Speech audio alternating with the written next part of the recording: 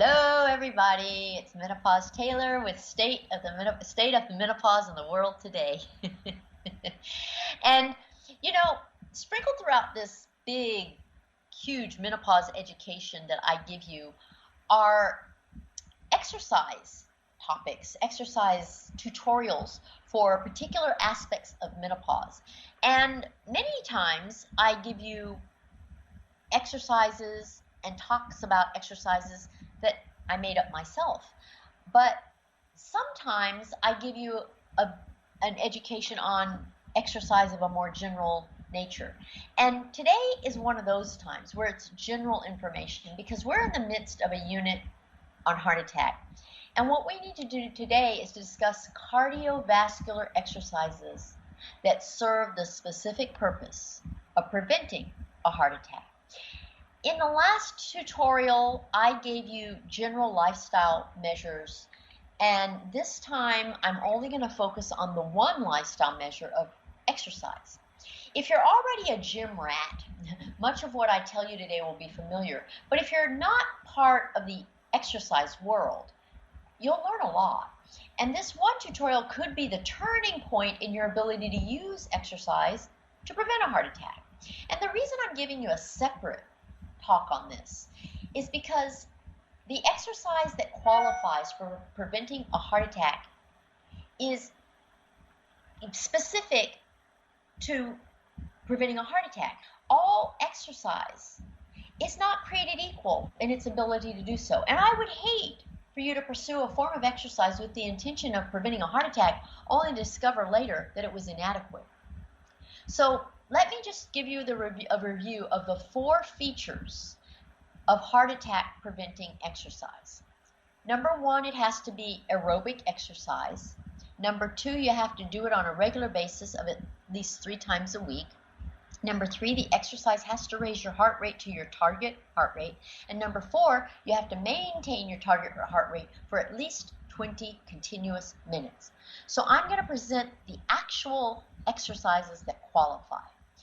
And the term for qualifying exercise is cardiovascular exercise. Well, that title alone tells you that it's good for your heart.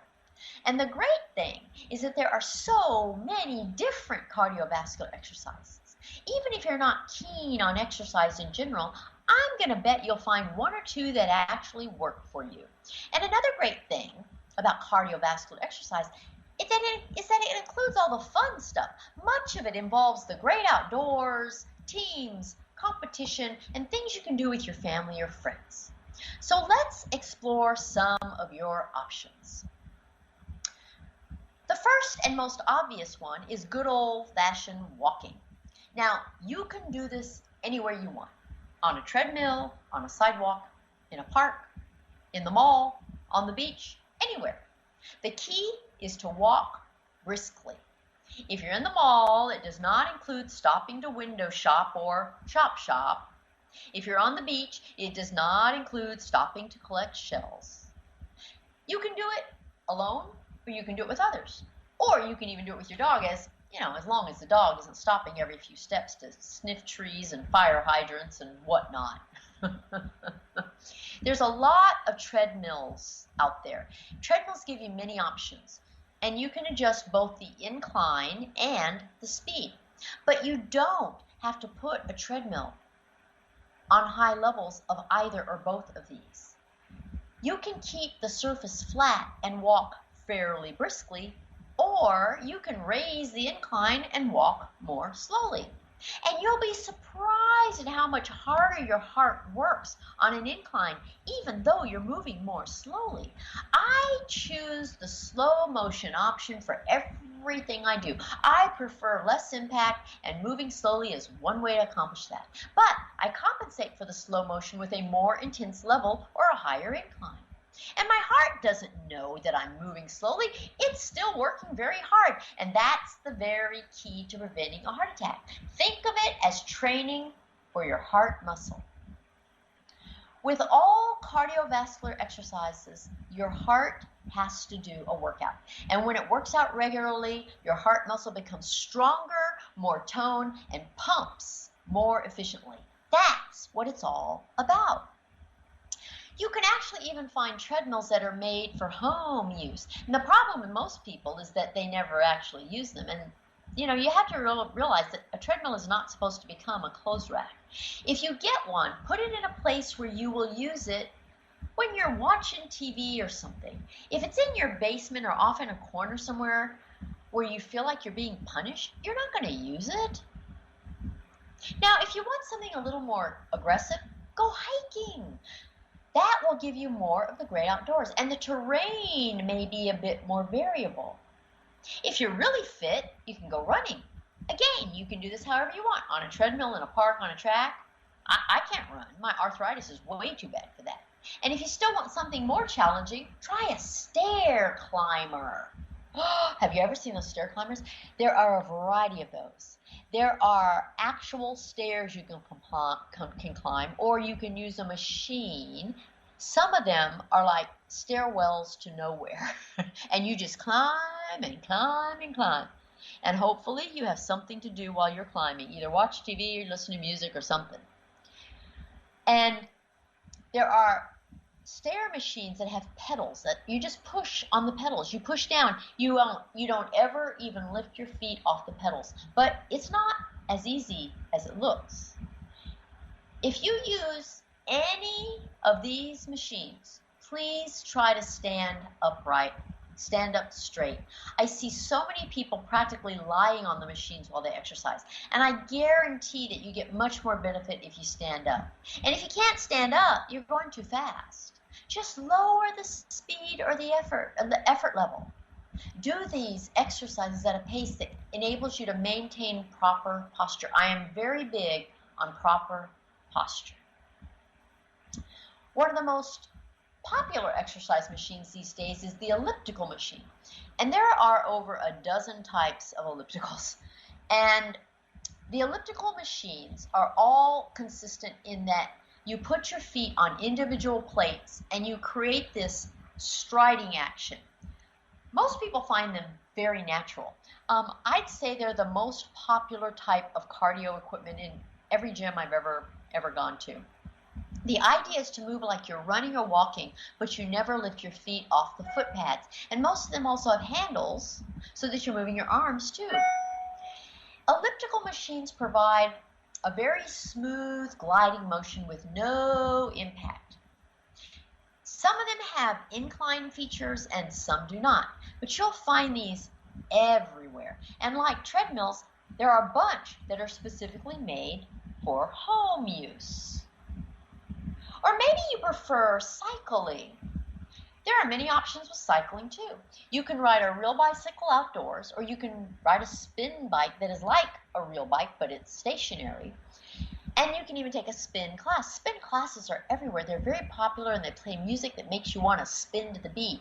And you actually burn quite a few calories all the while. There are various other type of cycling machines too. Some are upright bikes, just like the kind you rode as a kid, but others are recumbent bikes that make biking a little easier because your back is supported. And if seated exercise appeals to you, rowing is another good cardiovascular exercise. If you're really athletic, you might want to row on water. And if you row properly, either on real water or on a machine, it can constitute a very, very good aerobic workout. And speaking of water, the next exercise is swimming. But again, it's all about how you go about it. If you float on your back, it doesn't count as aerobic. It's relaxing, but it's not aerobic. But if you swim laps, it does count as aerobic. Of course, the faster and more vigorously you swim, the more aerobic it is. Alternatively, there's water aerobics.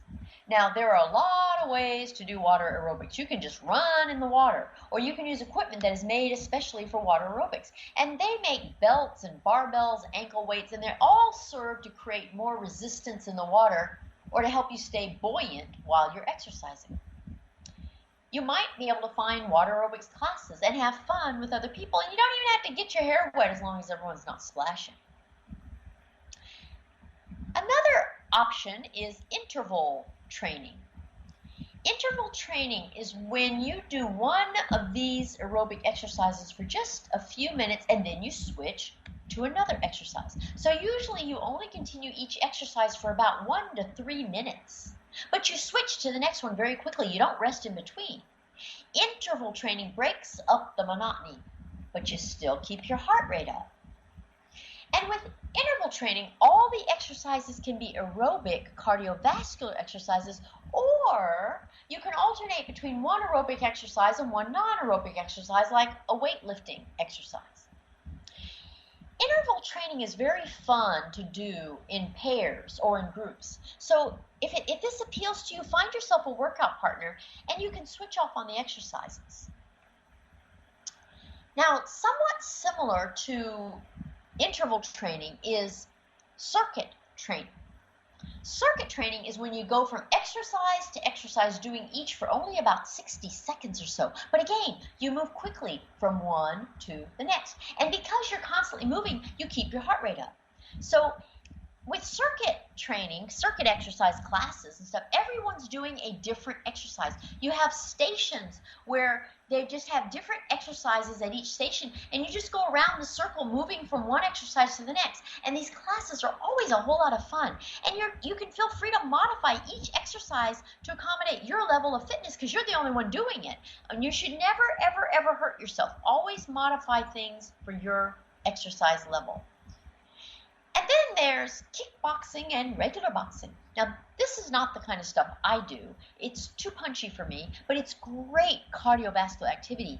And the key to these things is you just have to keep moving. And do you remember the old-fashioned step aerobics?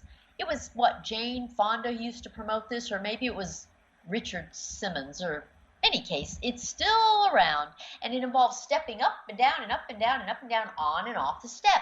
Now, this is something most people do in a class setting to the beat of music. And it's a really great workout, especially if you're somewhat coordinated, which I am not. I provide great comic relief to the rest of the class when I do step aerobics. And you can do step aerobics with weights or without weights. It's really fun for most people, not me. For me, it's torture. I actually did try step aerobics once. I was just determined to get the hang of it. There was this great aerobics instructor named Deborah, and she was so nice. And so I thought she'd be the perfect instructor for me. So on the first day that I went to the class, I gave her permission to throw me out if I was too disruptive. And I even got the consent of everyone else taking the class because I didn't want to mess them up. And they were all happy for me to join them, at least at first. I don't think any of them had any idea just how bad I was. But they put up with me, and I went to class for about 6 weeks. But I was always behind. I was just standing there watching them do what I couldn't do, or I was going up when they were going down, etc., etc., etc. I was a complete derelict. And finally, one day, I actually did a move on time in the right direction with the rest of the class. And Deborah got so excited that she just yelled, "My baby's walking!" And the entire class just burst out laughing. So, step aerobics can be fun even if you're terrible at it, I promise. Or, perhaps you just like weightlifting. Now, weightlifting is fine, but for weightlifting to be a cardiovascular exercise, you have to move a little quickly and skip the breaks. And to do that, you're probably going to need to lighten up on the weights you use.